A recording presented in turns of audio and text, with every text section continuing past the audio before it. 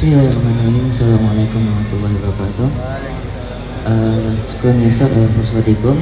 Yang pertama adalah di bab yang kelima itu semua karena Allah.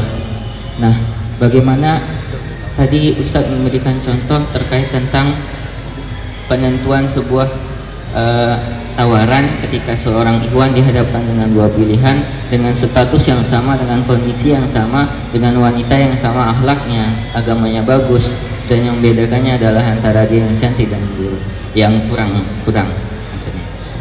Nah, bagaimana kita menakarkan takarannya, dia itu pantas atau tidak pantasnya dengan kita, padahal kita sudah seistiqomah mungkin dan sudah istikharah mungkin, dan istikharah itu jatuh kepada dia dan lebih condong kepada dia. Itu yang pertama. Yang kedua, di hadis yang diriwayatkan oleh riwayatnya Muslim, tunkarul mar'ah ila arba'ah li jamaliha li maliha li diniha dan ila akhirih. Di jamaliha li maliha, seperti itu. Nah, di hadis selanjutnya diriwayatkan oleh Abu Daud, hadisnya juga sahih. Kita juga menikahi wanita itu karena nyamannya dipandang. Nah, bagaimana pandangan antum menurut hal ini? Karena kita menikah bukan untuk nikah karena Allah, dan bagaimana untuk mensikapi hadis tersebut? Syukran. Assalamualaikum warahmatullahi wabarakatuh. Waalaikumsalam. Baik, ada dua pertanyaan. Terima kasih, dua pertanyaan yang sangat baik dan sepertinya mewakili yang lain.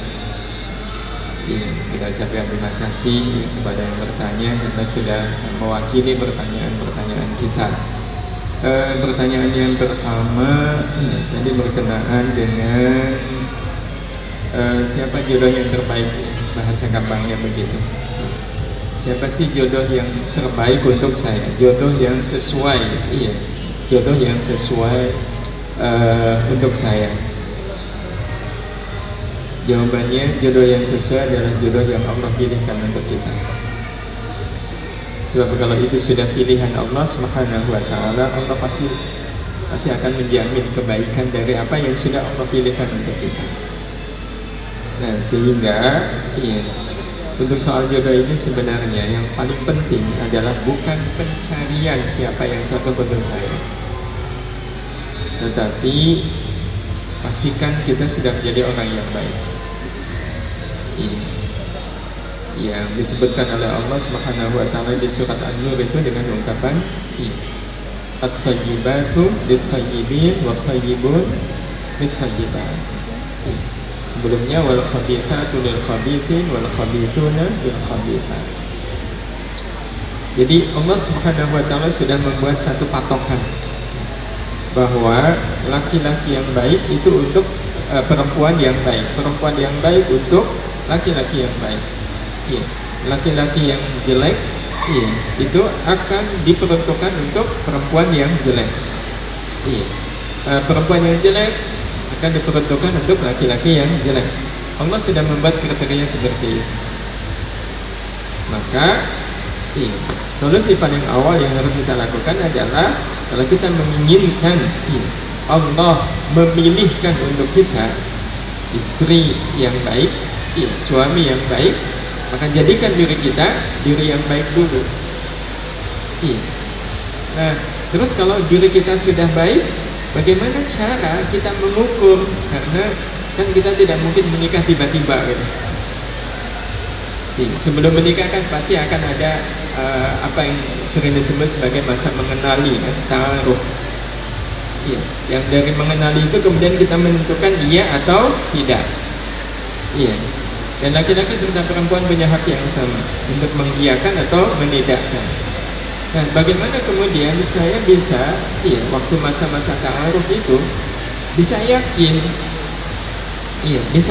bahwa dialah jodoh yang memang dipilihkan oleh Allah Subhanahu wa Ta'ala untuk saya. Kalau kita sudah jadi laki-laki yang baik, akhwat sudah jadi muslimah yang baik, maka Allah Subhanahu wa taala, cara Allah Subhanahu wa taala untuk kemudian memberitahu kepada kita bahwa dia adalah jodoh yang baik untuk kita. Cara Allah memberitahu kepada kita, tapi sekali lagi ini hanya akan bisa dirasakan oleh orang yang sudah memenuhi kriteria at-thayyib, kriteria laki-laki atau perempuan yang baik. Cara Allah memberitahu adalah pada saat proses ta'aruf itu, yang muncul pada diri kita adalah perasaan-perasaan baik. Yang muncul pada diri kita adalah rencana-rencana baik. Yang muncul pada diri kita adalah bayangan-bayangan yang baik. Jadi setelah ta'aruf itu yang muncul bukan sesuatu yang kotor, bukan bayangan-bayangan keindahan dunia yang semu, tapi yang muncul adalah keindahan akhirat. Kok setelah saya ta'aruf hati saya tenang, saya kok jadi semakin yakin bahwa nanti kalau berumah tangga dengan dia, saya akan mendapatkan ketenangan, saya akan memperoleh kebahagiaan. Itu hadir menguasai perasaan kita. Nah, kalau itu sudah terjadi, maksudnya muncul perasaan seperti itu, yakin berarti dia adalah jodoh pilihan Allah Subhanahu wa taala.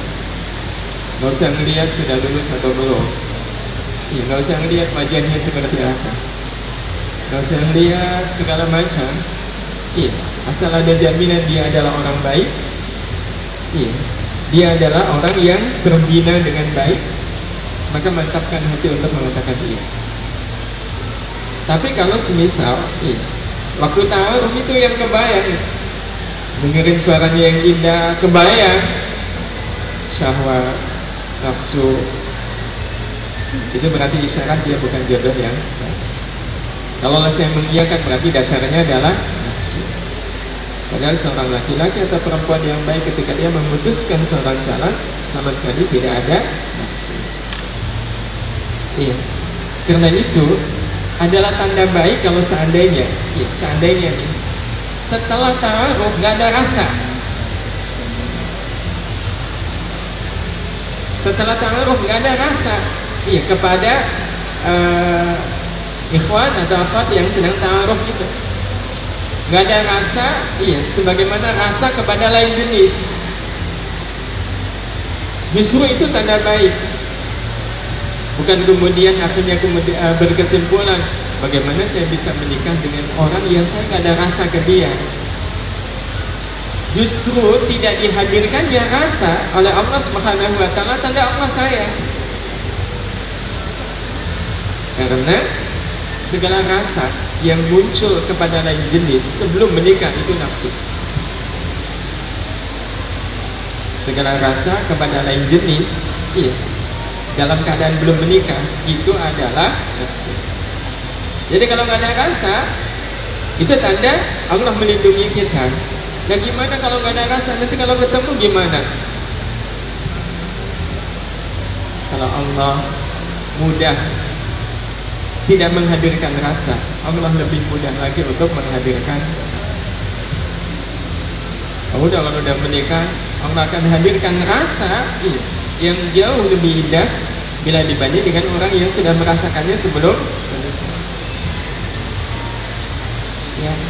Bukankah yang kita inginkan waktu belum menikah adalah tidak ada rasa kan, melihat yang cantik? Sebab ada rasa melihat yang cantik itu musibah kalau sebelum menikah. Karena itu adalah tanda nafsu. Jadi itu cara kita mengukur apakah dia jodoh yang cocok untuk saya. Lihat rasa kita. Rasanya lebih kuat rasa dunia atau rasa akhirat. Kalau pertanyaan yang kedua soal wanita dinikahi karena 4 pilihan 4 kriteria di jamaliha, terus walina sobiha, walima biha, dan yang terakhir adalah wali biha. Ada satu pemahaman yang mungkin rasanya perlu diluruskan tentang hadis ini. Hadis tungkahul mar'atu li arba'atin itu bukan khitabnya, bukan khitab insya, tapi khitabnya adalah khitab khobar. Artinya sama sekali di situ Rasul tidak menyuruh laki-laki untuk menikah dengan 4 kriteria tadi. Yang sedang dilakukan oleh Rasul waktu menyampaikan bahwa wanita dinikahi karena 4 hal, itu Rasul sedang memberitahu kepada kita bahwa umumnya wanita itu dinikahi karena 4 hal. Jadi itu semacam berita aja, Rasul memberitahu kepada kita umumnya wanita dinikahi karena 4 hal. Tapi sama sekali Rasul tidak menyuruh kita untuk menjadikan 4 hal itu sebagai patokan untuk menentukan siapa pasangan hidup saya. Iya, karena kalau hadisnya dilanjutkan, kan nanti ketemu fadfar bidatid din, taribat yadak. Pegang yang agamanya bagus, kau pasti akan selamat. Nah, jadi baca hadisnya harus tuntas. Sebab kalau hadis ini betul-betul dijadikan pegangan, sampai kapan akan menikah? Wah, ini berdasarkan hadis Rasul. Dia memang agamanya bagus, cantiknya iya, gitu. Iya, keturunannya juga bagus, tapi miskin. Wah, ini berarti nggak masuk kriteria. Susah sekali bisa mendapatkan wanita dengan 4 kriteria. Karena itu Rasul hanya meminta kita untuk mencukupkan satu hal saja. Fadfar bidatid din, taribat yadak. Kata taribat yadak, ya, taribat yadak itu mengandung makna, ya. Taribat itu kan dari kata turab yang artinya debu. Ya, yadak tanganmu. Ya, tanganmu akan berdebu. Ya, ini bahasa simbol. Ya, itu bahasa yang biasa dilakukan oleh jadi kalau di masa dahulu kalau makan itu kan pakai tangan, ya. Makan apa saja sehingga tangannya kotor. Kalau pengen tangannya bersih, maka bersihkan dengan pasir. Iya, kalau pakai pasir bersih itu tangan. Sehingga kata taribat yadak artinya kalau kita menikah karena agamanya insya Allah bersih. Insya Allah bersih sekaligus selamat. Iya. Jadi yang dilihat cukup agamanya. Iya. Yang lain insya Allah akan dianjurkan oleh Allah. Karena Allah pernah Rasulullah pernah mengatakan begini, kalau engkau menikahi wanita karena kekayaannya, tunggulah kekayaan itu akan menghinakan kamu. Kalau engkau menikah karena kecantikannya, kecantikan itu akan memperhinakan kamu. Tapi kalau kamu menikah karena agamanya, kelak akan memuliakan kamu.